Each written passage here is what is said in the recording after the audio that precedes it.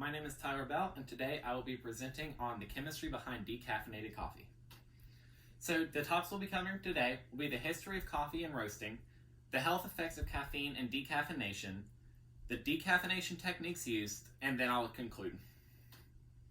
So first, for the history of coffee. Coffee dates back to the 10th century, but first evidence of it was being refined as early as 575 AD in Ethiopia. The coffee plant belongs to the family Rubicaceae, and this is a shrubby plant originating in Africa and tropical Asia, and was later exported around the globe. So as you see, the plant flowers, and then the flowers develop into what they call a cherry, which you see are the red dots on the plant. And then each of those cherries contains 2 beans or seeds, which are the coffee beans. So during the roasting process, roasting is what gives coffee its flavor, bitterness, and aroma. Coffee has been harvested from the plants, and then the beans are dried and roasted around 200 degrees Celsius.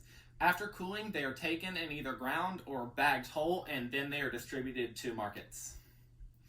So for the health effects of caffeine, today around 83% of Americans say they drink at least 1 cup of coffee a day, and the FDA recommends that a healthy daily intake of caffeine is around 400 milligrams. And a fatal dose of caffeine to a human is around 10 grams, which is around 50 to 100 cups of coffee. But for it to actually be fatal, you need to drink all the coffee at once, and the body cannot start to metabolize it until all at the same time. So essentially, you cannot die from caffeine intake unless your body actually jitters itself to death with one of the other health effects I'll go over.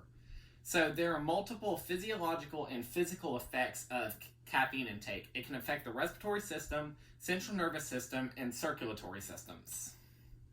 So a couple of the health effects for physical are it can cause anxiety, hyperventilation, increased urinary output, sleepiness, nervousness, and can also affect cardiac health, which, like I said earlier, if you intake too much caffeine at a time, your heart can actually jitter itself to death. And potential positive effects of caffeine intake, it can help improve alertness, increase learning capacity, and even shows to help in your exercise ability. So here we see some of the chemical components behind coffee. As you see down at the bottom, the caffeine only makes up around 1% of the coffee. And on the right, you can see the process of the formation of caffeine within the coffee bean. There's the process that takes it from xanthine all the way down through up to caffeine. So during decaffeination, the ultimate goal of decaffeination is to remove as much of the caffeine as possible, leaving behind the chlorogenic acid that the caffeine is actually attached to within the coffee bean itself. And the chlorogenic acid is what gives the coffee its bitterness and its flavor. And this is done all before the roasting process. Sorry, pardon my dog.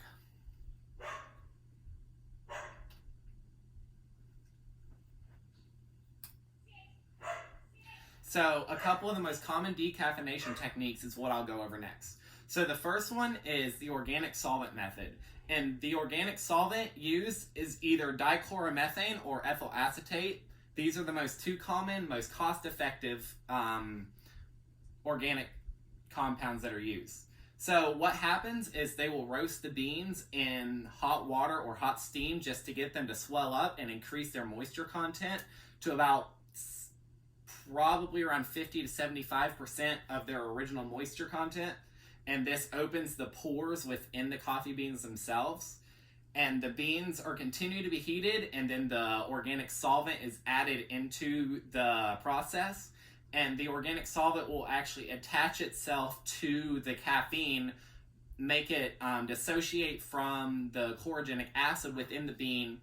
And then after that, they will begin to dry it, and the chlorogenic acid the caffeine along with the organic solvent and the water will evaporate during the drying process. And then they're dried and roasted, and then whatever happens after the roasting process.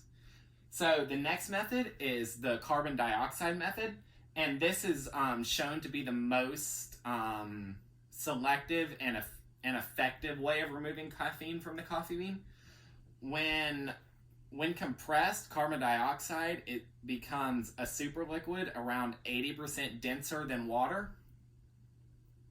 So what happens is the beans are mixed with water to increase the moisture content, and then liquid CO2 is pumped into the chamber, and they are mixed around, and the CO2 actually goes through and dissolves the caffeine within the coffee beans. And then as it becomes, as the drying process, they begin to decompress it, and the carbon dioxide begins to evaporate into the air, leaving the chlorogenic acid and all the goodness of the coffee beans behind.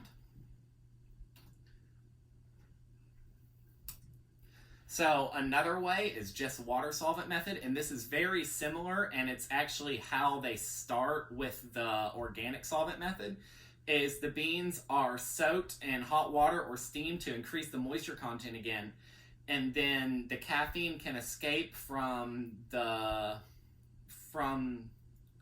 chlorogenic acid and can escape from the pores within the coffee beans into the surrounding water, and then it leaves everything else behind in the bean, and all of the caffeine evaporates during the drying process. And like I said, this is very similar, and it's the first step of the organic solvent method. And finally, there's been tests shown about bacteria degradation. So what they do is within E. coli experiments, they have created a synthetic caffeine degradation operon similar to the lac operon. So within caffeine, the degradation is transcribed and translated, and using axylxanthine degradation gene from the Pseudomonas putida, this gene is placed into the E. coli, which is then said to be addicted to caffeine. And tests have shown that the E. coli is then able to degrade the caffeine within the coffee, leaving the rest of it behind within the source of the caffeine. And this can also be helpful in determining caffeine levels within the byproducts of other ways of decaffeination of caffeine, because byproducts of some of the others, like the